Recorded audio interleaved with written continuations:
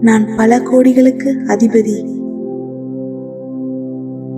என் வருமானம் ஒவ்வொரு மாதமும் அதிகரித்துக் கொண்டே இருக்கிறது. நான் பணத்தை காந்தம் போல் ஈர்க்கிறேன். பல மூலங்களிலிருந்தும் பணம் என்னிடம் நிலையாக வந்து சேர்கிறது. நான் தொட்டதெல்லாம் பொன்னாகிறது.